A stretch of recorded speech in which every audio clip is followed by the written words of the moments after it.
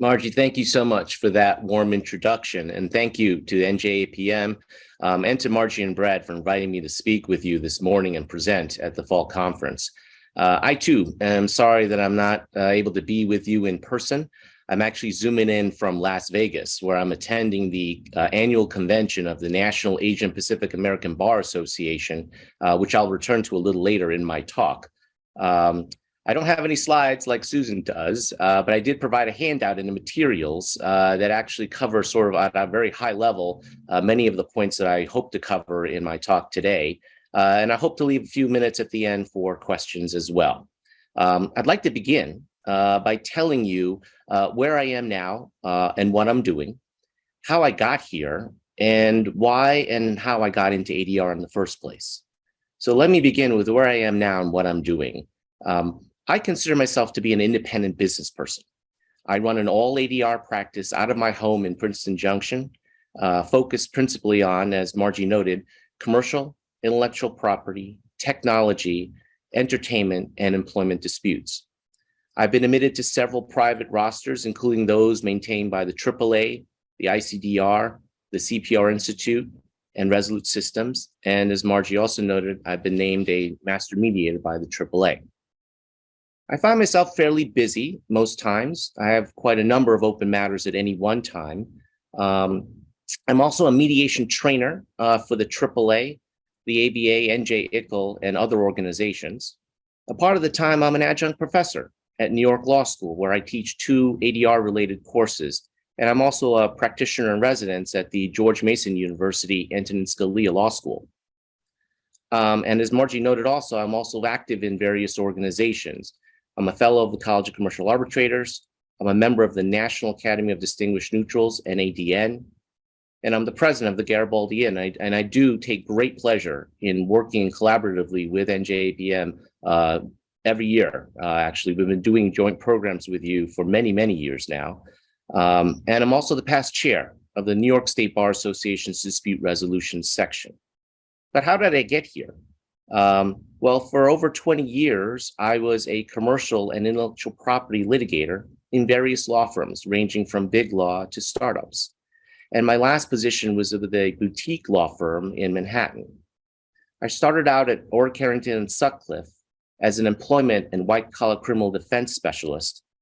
Afterwards, I completed 2 federal clerkships, one in the Eastern District of Pennsylvania and the other in the Third Circuit. I then returned to private practice at a law firm called Paul Weiss, Rifkin, Wharton, and Garrison. That's where I began specializing in intellectual property and where I began working on what was then known as the internet peer-to-peer file sharing cases like Napster and Grokster, representing songwriters and music publishers and working with record companies and motion picture studios. So having that entertainment background, I transitioned after several years at Paul Weiss to a firm that had a large entertainment practice, Loeb and Loeb, with offices in New York and Los Angeles. And while I was there, about a year and a half later, a headhunter called and I pursued an opportunity to actually specialize in patent work at Proskauer Rose, thereby becoming a well-rounded IP attorney. But then the 2008 recession hit and all the downsizing happened. And I was told by the partners there that there really wasn't a quote unquote business need to make many more patent partners. And so I left the firm to become a non-equity partner in a startup operation, a litigation shop in Midtown Manhattan. And from there, I was courted over to a small international cross-border transactions boutique to become an equity partner and build up their IP practice. All the while, I kept a toehold in ADR, and let me explain how I did that. So why and how I got into ADR is based on 2 principal reasons. First is that I wanted to better advise my clients on dispute resolution options. Like so many of you, many of my matters were being sent to mandatory mediation by the courts. And I had actually no idea what mediation was. And frankly, the partners I was working with also did not know what mediation was. In fact, most of them just told me that this was a simple check the box kind of thing, and they just really wanted to get the mediation over with so they can get back to discovery and making money. So I was left not being able to advise my clients about mediation at all. Secondly, and separately, I was at the time interested in pursuing a career in the judiciary. And the more I looked into that career path, if any of you know that career path, you know that it's very uncertain. The stars kind of have to align and the winds have to blow in the right direction. The politics have to be ready for you. But the more I looked into ADR as a career path, I found that, in fact, there were people actually doing this for a living, full-time even. And in fact, the aspects of ADR, being an arbitrator and a mediator, brought, at least to my mind, similar job satisfaction that I might obtain if I were a judge. But let's face it, I needed experience. Having the desire to get into ADR is one thing, but I need experience. So in 2009, I applied to serve as a volunteer small claims arbitrator in Manhattan. And 2 years later, I applied to become a volunteer mediator for the Southern District of New York. After several years of practice, I later joined private rosters, including the AAA and Resolute systems. All the while, I continued to work on my branding to raise my profile both regionally and nationally as an ADR professional. And I'll return to how important that is in a few minutes. In 2016, though, I made a conscious choice to start shedding my litigation practice. But at the same time, I didn't want to alienate my partners who still needed me to continue generating litigation work and servicing their clients. And I also didn't want to stop generating the work I wanted to do, which is more arbitration and mediation work. Through a combination of, frankly, luck and intense rebranding, I was able to find the right balance. I created and executed an ADR branding strategy that leveraged my strengths and the value add that I would bring to the end users, which was principally based upon my experience and credentials and other experiences I've had along the way. I did that by taking a hard look at my background and ascertaining what would make me appealing to these end users. At the same time, I still service my partner's clients on litigation and IP consulting needs, and I worked hard to resolve my current docket of litigation matters. In the end, because I frankly wasn't getting enough credit for the neutral work I was bringing in, and if any of you have equity partners in law firms, you know that as an ADR professional, I had to pay for overhead I really wasn't using, like associates, secretarial staff, paralegals, reprographics, etc. So I opened up an all ADR practice in January 2018 as a result and left the firm. All told, it took me about 8 years from the time I started volunteering as a small claims arbitrator until I became a full-time neutral. I've since learned that that's a consistent time frame for many other full-time neutrals. 5 to 10 years of dedication towards a full-time ADR career is about the norm I've seen. But like those who start their own law practice, you ultimately have to take a leap of faith that the business will be there when you do that. You have to prepare yourself for how to run that business cost effectively and efficiently. You have to build and nurture the networks that you need for support, encouragement, inspiration, and of course, referrals.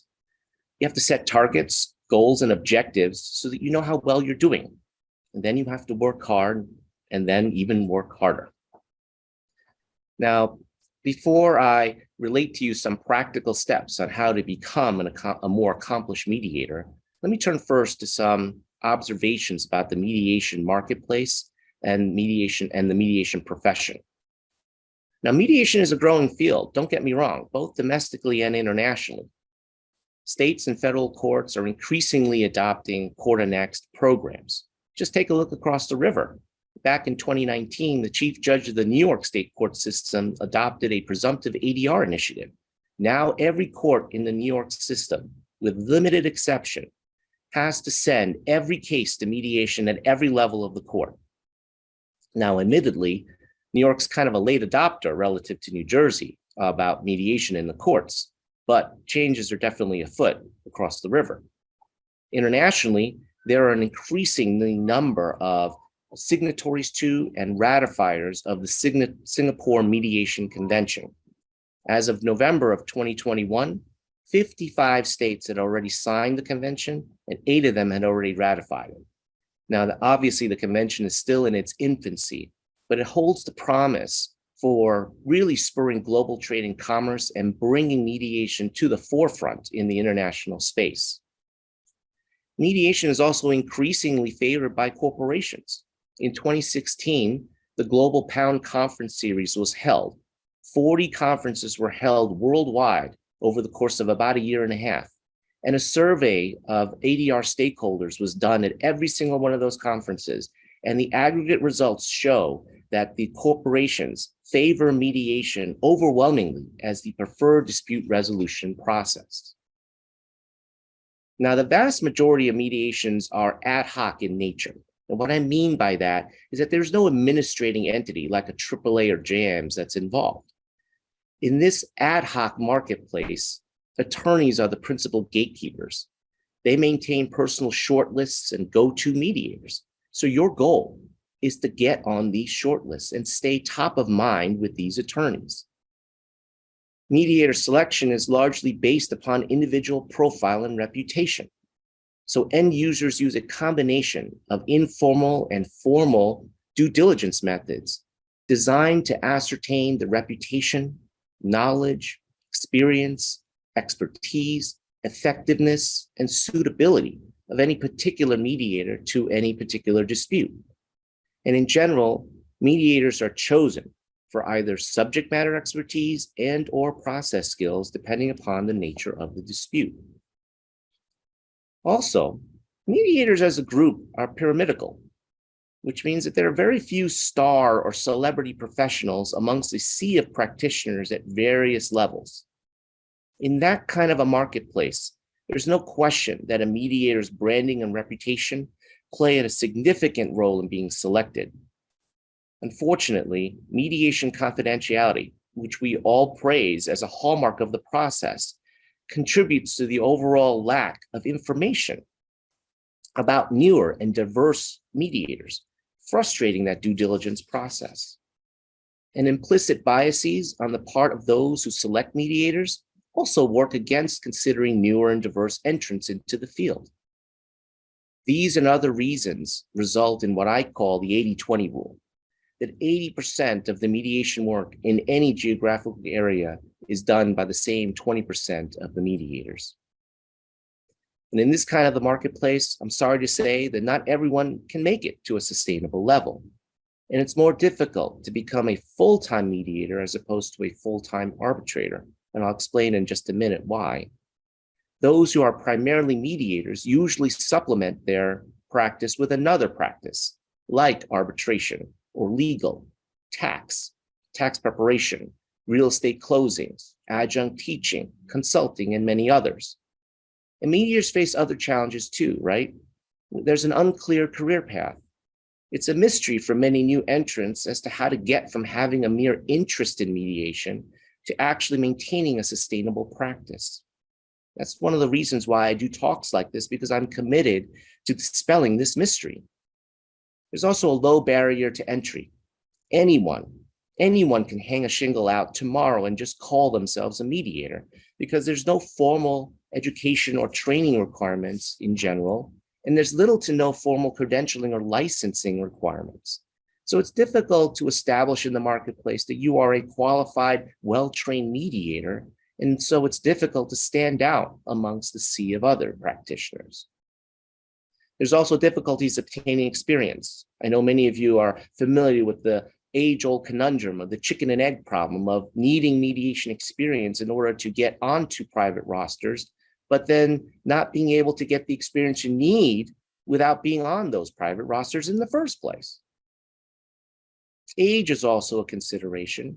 The marketplace tends to favor older participants, or older practitioners, I should say, because they are presumed to carry greater life and other relevant experiences that mediation participants value. And finally, competition. There's a greater supply of mediators than there is a demand for them, especially due to the explosion in mediation training programs. And also, particularly in New Jersey, judges who retire from the state court system are increasingly turning to ADR as a second career. There was just an article in the New Jersey Law Journal 2 Fridays ago in which several retired jurists were interviewed, attesting that the demand for their services will continue to be strong. Retired judges deservedly carry with them an imprimatur that non-judges do not. For that segment of the marketplace that values that imprimatur, the cadre of retired judges becomes a significant source of competitions for those of us who are non-judges. And there are also competing priorities for your time and energy, of course.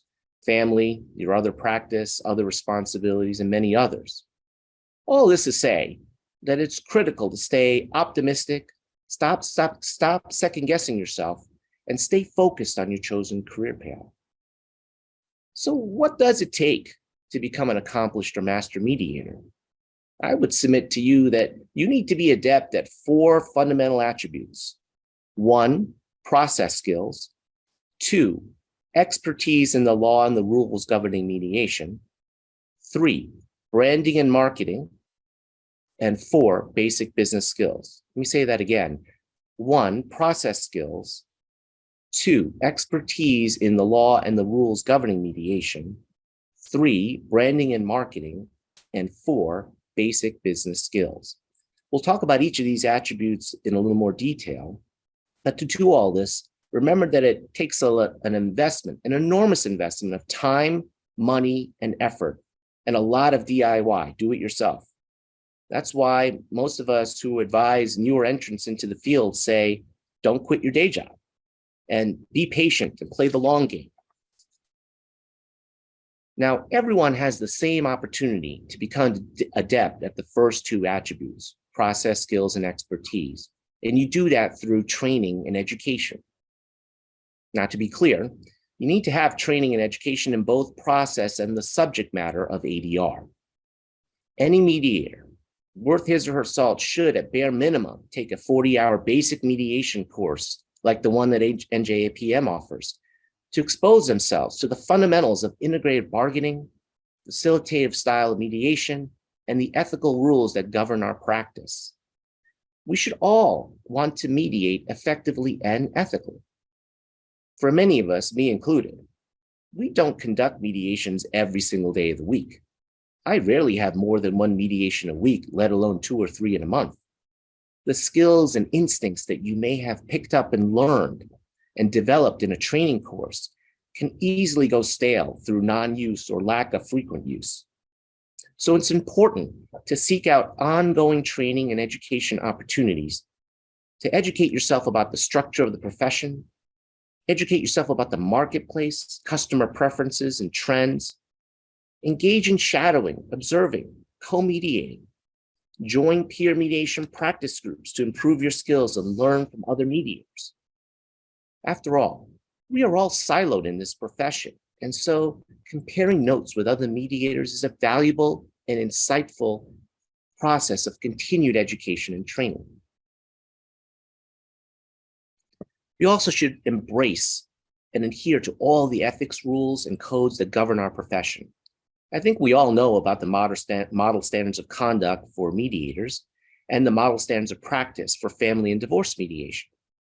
But for those of you who are New Jersey Rule 1:40 roster mediators, there's also the standards of conduct for mediators in court-connected programs, which was adopted by the New Jersey Supreme Court in 2000. There's also the New Jersey Uniform Mediation Act, which was enacted in 2004. That contains important provisions on, among others, the mediation privilege and confidentiality. We, meaning New Jersey, we are one of only 13 jurisdictions that have adopted the UMA. So practicing mediation in New Jersey brings with it differences that are not necessarily seen, and forgive the pun, uniformly throughout the country. Now, speaking of laws, we all need to keep up with changes in the law of mediation in the jurisdictions in which we practice. So, for example, here in New Jersey, are you familiar with the teachings of Willingboro Mall, the 2013 New Jersey Supreme Court case about the enforceability of settlement agreements reached during a mediation? How about the Appellate Division's case decided just 1 month later, addressing the issue of the same person acting as both a mediator and an arbitrator? Mediation law, unlike arbitration law, only gradually changes over time. So it's essential to ensure that we are aware of the latest changes, both in the courts and in the legislative arena. And so that's why it's always important to read books, articles, and other literature about mediation and the ADR field in general.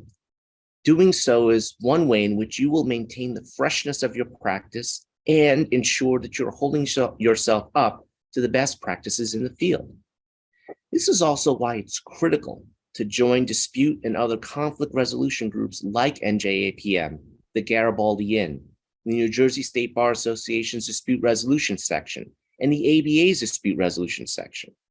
It's through these organizations that you can learn best practices from your peers, stay abreast of the latest developments in the law of mediation, discover new opportunities for career advancement, raise your profile amongst your peers, build relationships and camaraderie with other mediators, and identify mentors and sponsors who can inform you of opportunities and promote you as a colleague in the field.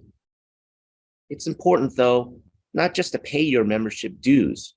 You might consider joining committees, taking on projects and other responsibilities, perhaps even demonstrating leadership and reliability, thereby developing your reputation amongst your peers.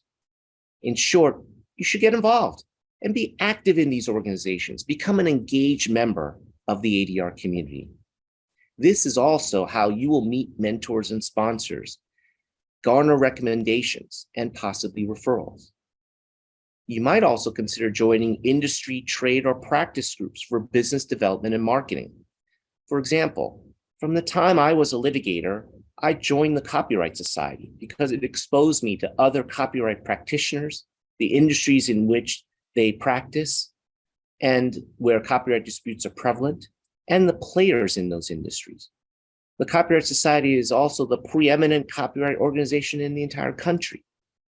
I slowly took on increasing leadership roles in that organization and recently served as the organization's national secretary and treasurer for the last 4 years. All this while having left private practice and becoming a full-time neutral. And throughout my membership during the last 5 years of that organization, I was the only full-time neutral in the group with that kind of visibility within the organization. When members of that society are looking for an arbitrator or a mediator, it's rare that my name doesn't come up. And I receive a lot of referrals and recommendations from my friends and colleagues in the Copyright Society. This is also one of the reasons I've stayed active in the National Asian Pacific American Bar Association and why I'm here at their convention this week. I'm constantly reintroducing myself to my friends and colleagues in a different context, namely as an ADR professional, serving as a mediator or arbitrator. The takeaway here is that your customers are going to be in non-dispute resolution groups, so it's important to join and be known in those places as well, where end users can find and get to know you. And finally, I would urge you to strive to be a thought leader in the mediation field. Make contributions to advance the field in our profession. Be an expert in mediation. Give back to the field by helping new and prospective entrants, and be a cheerleader for mediation. Let's now turn to the two other attributes, branding and marketing and business skills. In light of the observations I've shared about the mediation profession and the marketplace, it's critical, I think, to do 3 things besides simply honing your craft as a mediator. 1, develop your credentials. 2, create and sustain your brand. And 3, run your practice effectively and efficiently as a business. First, let me give you some practical ideas and suggestions for how to go about developing your credentials beyond simply education and training. So first, you should seek admission to panels and rosters. I know you've probably heard that before, but expand your notion of what those panels and rosters are. I'm including both court and government-sponsored rosters, as well as the ones maintained by the private companies. Now, you want to obtain admission to these rosters primarily for credentialing purposes, because not everyone can qualify to get on one of these rosters, especially the private ones. By getting admitted to a roster, you are benefiting from the vouching given by the organization that admitted you. Someone thought that you were good enough to be placed on this selective roster. That kind of credentialing is invaluable in a marketplace where distinguishing yourself and your services is key to generating business. Secondarily, even though most mediations are ad hoc, you are seeking to get onto rosters, and especially the court annex rosters, in order to secure mediation work. You might be seeking the work to get the experience to hone your craft and even to get admitted to other more selective rosters. You might also be seeking the work to make some money, to get paid for all the hard work that you've put into training yourself to become a mediator. And you might be seeking the work to expose you and your services to the attorneys who then could become repeat customers or help with referring you to others. Now, you might be asking, what about that chicken and egg problem that, Theo, you mentioned a few minutes ago, about the need to have experience to get on rosters, but then only being able to get experience through the rosters themselves?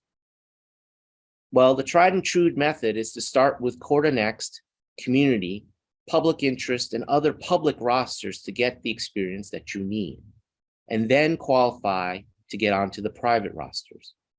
But I also mentioned that the mediation field is one where there's an oversupply of new mediators and an undersupply of available work, even pro bono work.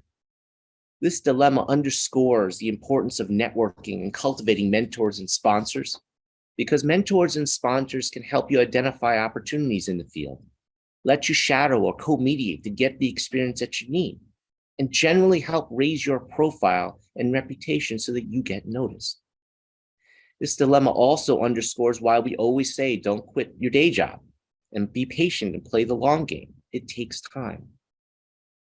A second practical thing to do is to seek admission to peer-nominated or other reputable organizations like NADM, the International Academy of Mediators, and the American College of Civil Trial Mediators.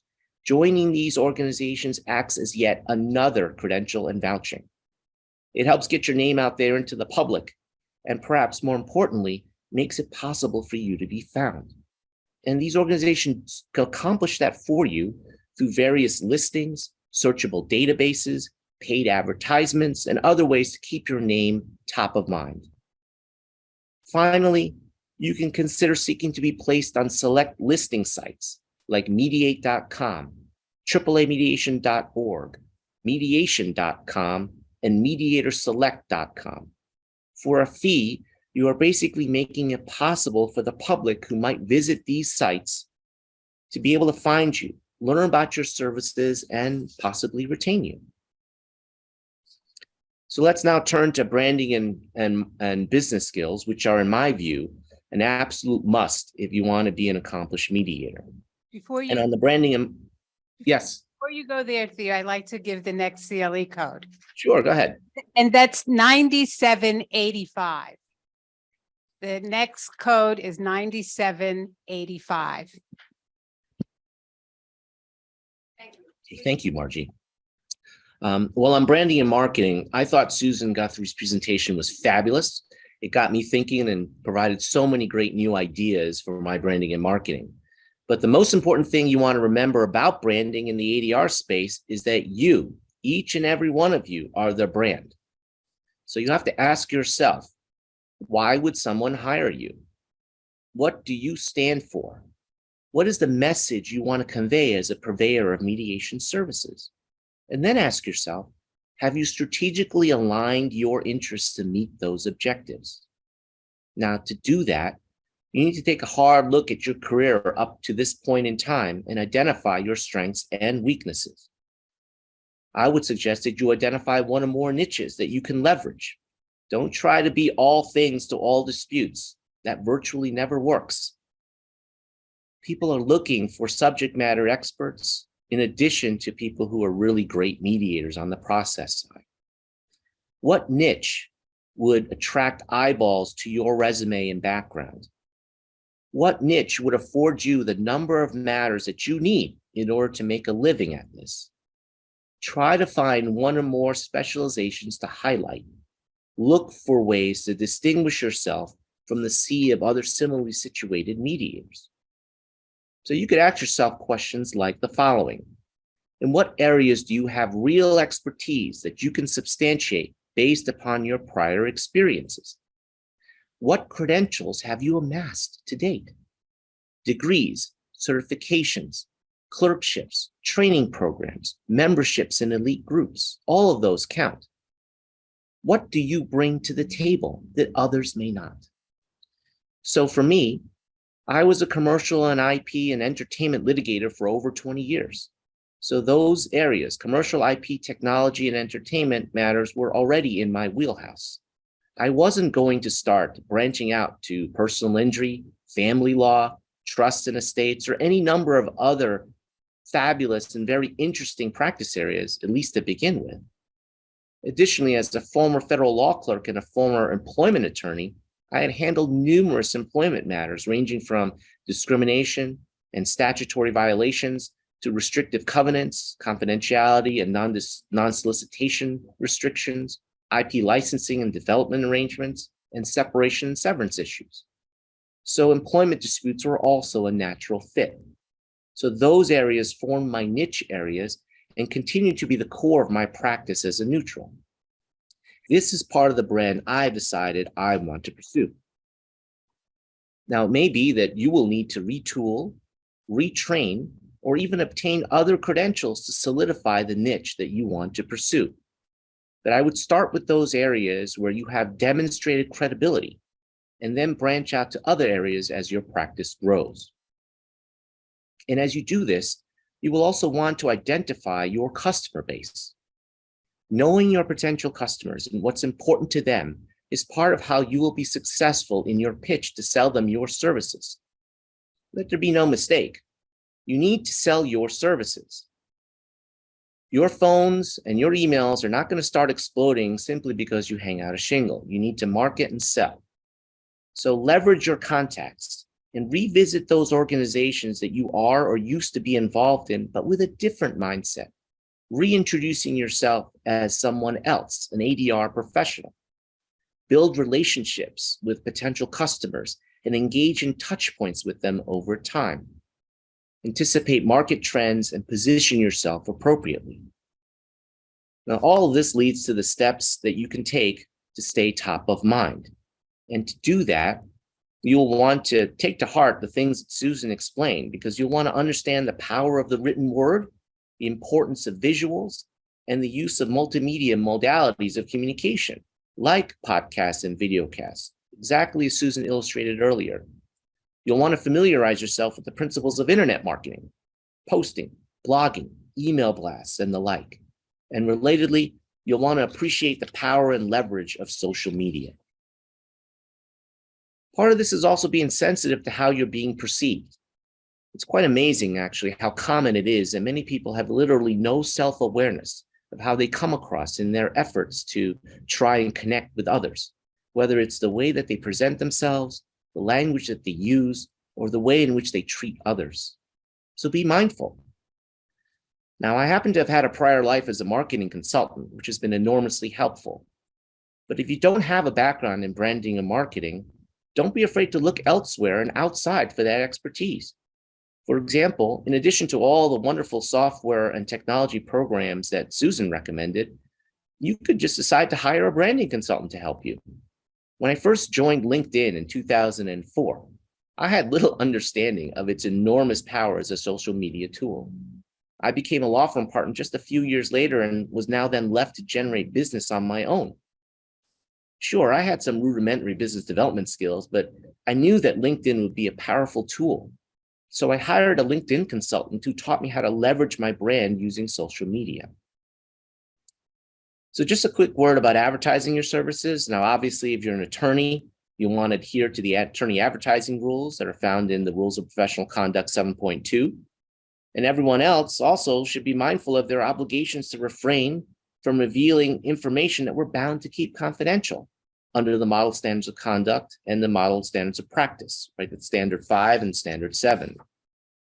Now, in the time that I have left, let me just say a few words about publishing, speaking, and teaching, because I think those are extraordinarily helpful ways in which to stay top of mind. Publishing an article actually provides instant credibility in the marketplace. You are seen by readers of your article as an expert in the field or in the subject matter that you wrote on. Your body of work is also something that you can refer to and or give out. It functions like free advertising. So instead of buying paid ads, this is your advertising. I would recommend publishing in places where you can reach potential end users, where they will see your work. So in the beginning, when I started out, I published extensively in dispute resolution periodicals, principally to get known by other neutrals whom I consider my colleagues. I now do more of my publishing in journals read by trial lawyers and other litigators because those are my ultimate customers. And publications can lead to speaking engagements and other opportunities. In years past, I would typically publish about a dozen articles a year. Now that I have a body of work, I don't write as much, and I use them to support CLE programs and other events, and also provide them to counsel when appropriate. Also, learn how to recycle your work so that they can be republished in other periodicals. So just because you published in one journal doesn't mean you can't take the same article and go solicit publication of that very same article in another journal. There you can reach a broader audience that way. And you get more value out of the same work that you just put in. Then consider repurposing your article into some kind of program so that you can propose presenting with you as a speaker or a moderator. Speaking and teaching work similarly. They both, again, provide instant credibility in the marketplace in that you're seen as an expert in the field. Attendees of your programs or classes actually see you live, which is even better, because then they can determine what you're like in person and get a real feel for you other than what you show them on paper and on your website.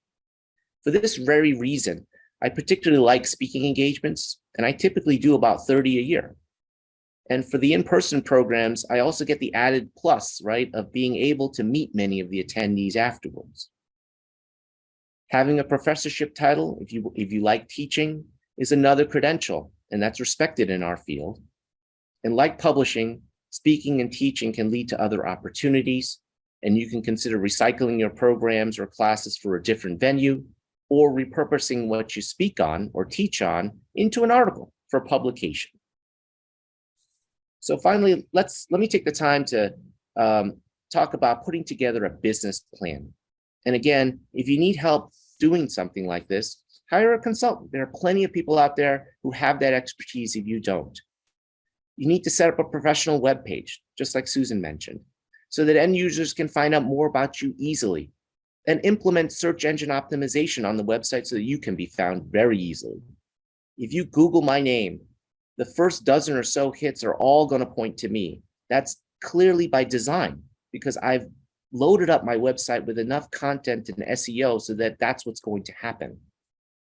Set up a professional email address so that end users have assurance that they are dealing with a legitimate business person who knows how to handle confidential information. Yahoo, Gmail, AOL, Hotmail addresses are less secure than the ones hosted by a privately purchased domain managed by a reputable hosting company like GoDaddy or Network Solutions. Think about the message that you're sending out there when you have one of these unsecured type email addresses versus one that's actually secured by a hosting company. Set up your corporate structure. For example, will you be a sole proprietor or a limited liability company? Are there advantages to being a separate business entity? Do the tax consequences or treatment matter to you? This is an individual decision. There's no right or wrong here, but you'll need to look into that to make sure that you're maximizing on your financial situation. Set up your administration. How will you handle intake, financial management, invoice and collections, tax considerations, professional liability insurance? Also, set your compensation based upon what's acceptable in your region. Keep in mind that the marketplace values neutral work less than advocacy work. So if you were a $500 an hour lawyer at a law firm, don't expect that you can walk out of that law firm and start being a mediator at $500 an hour. It just doesn't work that way. The marketplace doesn't place the same kind of value on mediators and arbitrators as they do on lawyers. Also keep in mind that your compensation structure sends a message too. Pricing either too high or too low may impede your ability to be selected. Another thing to bear in mind is that you need to spend money to make money. Make appropriate necessary investments into your business, particularly hardware, software, and other equipment, right? Because a lot of times you're going to find that your mediations, for example, are going to be remote. You're going to need a lot of equipment to support remote mediations if you're working out of your home, for example. But also know your limits and when to pull back. As an aside, I highly recommend reading general business books and watching business shows or programs. They can be very, very helpful in suggesting ways to run your business more effectively and efficiently. So let me conclude here. I only have a few minutes left. Let me conclude with a few parting thoughts. Everything I've said will sound like a lot of hard work, and frankly, it is. But it's not just hard work. It's also a lot of luck and good timing. And to that, all I can say is that I've always believed that you make your own luck. And as to timing, I think that you can capitalize on timing by being as prepared as you can be so that you can seize opportunities when they arise. But in the course of doing that, remember that what you plan for and what you experience in reality may be two very different things. As you progress in your journey to becoming an accomplished or master mediator, expect the unexpected. Be nimble, flexible, adaptable, and open to opportunities that may change the course of your anticipated business plan. And always keep in mind that success, no matter how you define it in any endeavor, is like an iceberg. What people see above the water is very, very different from what exists below. They rarely ever see all the dedication, the hard work, effort, discipline, persistence, even the failure and the sacrifices and the disappointments that you've experienced and that necessarily come along with that success. And finally, I'll leave you with two quotes. For the first, I have no attribution, but it kind of goes like this. You have to learn the rules of the game, and then you have to play better than anyone else. The second is attributed to Lori Greiner, famous for her appearances on the TV show Shark Tank, and also as the queen of QVC, who said, "The dream is free, but the hustle is sold separately." And with that, I think we just have a few minutes for any questions that you may have that I can answer. And if I don't answer your questions today, please feel free to reach out to me. My email is pretty easy. It's theo@theocheng.com. I'm happy to get to know you better and happy to answer any questions that you may have. Thank you, Theo. That was fantastic. I loved every minute of it. Thank you. And we have 6 minutes for questions and then we go to lunch. So take. Oh yeah, I'm standing between you and lunch. That's right. Well, they haven't even put it out yet. So this is a good opportunity for you to ask some questions. If anyone online has any questions, they just need to raise their hand. Right. There's a hand. Anju? Thank you. Great presentation. So you mentioned about older mediators having an advantage. So how does someone who is under 30 make it in this profession? And by the way, I'm not under 30, unfortunately. Okay.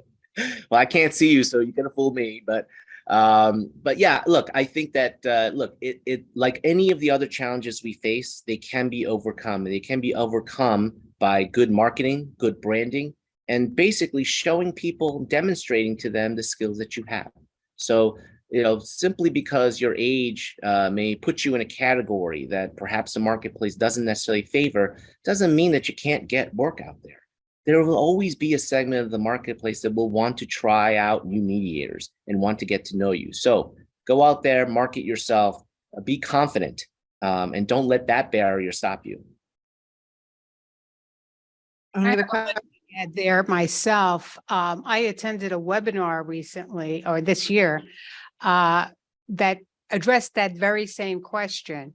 And they had, there's a website that is full of testimonials, if you will, or profiles of young mediators in the 30 to 45 age group, let's say, talking about their experience and how they became mediators. And one of the other sources of information is a whole list of government agencies that hire mediators, irrespective of age, obviously. All right, we have a question from Barbara online. Thank you very much for that presentation, Mr. Cheng. It's good to hear that somebody or somewhere, some entity is valuing age because very few of them do. I like having that advantage. My question is, what do you think, what do you make of the court programs? Are they worthwhile? Where are they going? Is it going to reach a point where mediators actually get paid from the time they start working? What are your thoughts? You mean on compensation structure in the court systems? Mhm. Well, my view has always been from the very beginning, and I'm echoing what we have advocated for in the bar associations and the dispute resolution sections, that mediators deserve to be paid for the work that they do. We cannot be the only ones in the room giving away our services for free while the attorneys are in the room making hundreds of dollars an hour of representing their clients. I think it's a travesty for us to be giving away services for free, and that we should be fighting hard to get the court systems to recognize that we bring value to the table, and we should not be forced to give away, even in New Jersey, an hour prep for free and an hour time for free. In New York, it's even worse because in the commercial division, you have to give away 3 to 4 hours for free. So it's actually quite horrible. Or in the Eastern District, the rates are so low, no one could possibly survive on cases brought in the Eastern District alone. So my view is, Barbara, that we have to get paid for the work we do. It's just wrong to ask us to somehow be pro bono mediators all the time. Do you think that there's any advantages to going on the rosters now, even though you're not going to make any money? I do, because you are, for the reasons I said, which is that you get exposure to the marketplace, right? The attorneys. So in the beginning, when you're starting out, if you're going to have to do pro bono work or low bono work, do it because you're going to get your name out there. You need to spend time raising your profile and reputation. If you don't do that, you'll never get picked. So yes, I think it's worth getting on to these lower paying rosters in order to build that reputation up, fill the other void, what I call the information gap, with publications and speaking engagements so that people know who you are. Then when your name comes across, people will not be like, who's that? They'll know who you are, and they'll take a chance on hiring you, or at least talking to you in advance about hiring you. Thank you. Thank you very much, Theo, and thank you for all the questions. Thank you so much for having me. I really appreciate it, and I hope you enjoy the rest of the conference.